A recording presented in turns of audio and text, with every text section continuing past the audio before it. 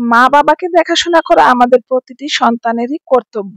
সেই মা-বাবার বিষয়টি নিয়েই রিপন মিয়াকে নিয়ে কয়েকদিন ধরেই ভালোই কন্ট্রোভার্সি চলছে সোশ্যাল মিডিয়ায়। রিপন মিয়া লেখাপড়া করে নাই, গ্রামের ছেলে, 2 দিন হয়েছে 2টা টাকার মুখ দেখেছে, তাই বাপ মাকে দেখে না, সেটা নিয়েই সোশ্যাল মিডিয়া জুড়ে এখন এত সমালোচনা হচ্ছে। কিন্তু কখনো কি ভেবে দেখেছেন, শিক্ষিত ছেলে, ইউরোপে আমেরিকায় থাকে ছেলেরা, তাদের বাবা মা কেন পড়ে আছে কোনো এক বৃদ্ধাশ্রমে? ছেলে ডাক্তার হয়ে গেছে, মেয়ে ইঞ্জিনিয়ার হয়ে গেছে, এমন ছেলে মেয়েরাও বাবা মায়ের খোঁজ খবরও নেয় না। আবার এমনও আছে ছেলে মেয়েরা বড় বড় চাকরি করে, কিন্তু তাদের বাবা মায়েরা পড়ে আছে গ্রামের কোনো এক অজপাড়া গায়ে। এসব ছেলে মেয়েরা কিন্তু 6 মাসে বছরে একবার খোঁজও নেয় না সেই বাবা মার। সেদিকে তো রিপন মিয়া অশিক্ষিত একটা ছেলে, তার কাছে কি বা আশা করার আছে বলুন তো? ছেলে বড় চাকরি করে, ঢাকা শহরে বড় বড় ফ্ল্যাট কিনেছে, তাদের বাবা মা পড়ে থাকে ফুটপাতে। বাবা মায়ের জন্য তাদের ফ্ল্যাটের এক কোনায় একটু জায়গাও হয় না। তাহলে আমরা এসব ছেলে মেয়েদের কি বলতে পারি বলুন তো? বাবার অনেক সম্পত্তি আছে, বাবা মারা যাওয়ার পর বাবাকে দাফন না করেই ছেলে মেয়েরা বাবার সম্পত্তি নিয়ে ভাগাভাগি শুরু করে দেয়। তাদের কি বলার আছে? শুধু রিপন মিয়ার বাবা মা না,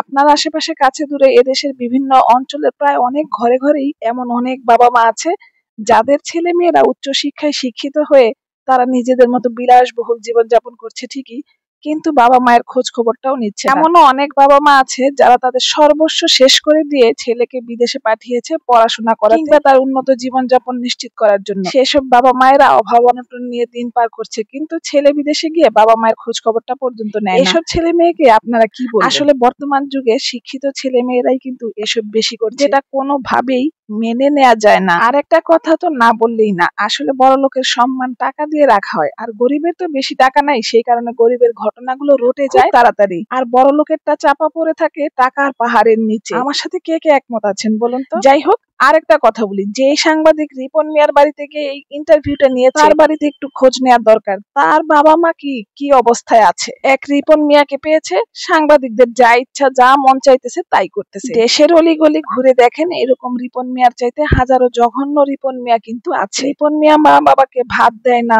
সবার কত শত দিন শেষে মা বাবার পাশে কিন্তু এই রিপন মিয়াই থাকবে।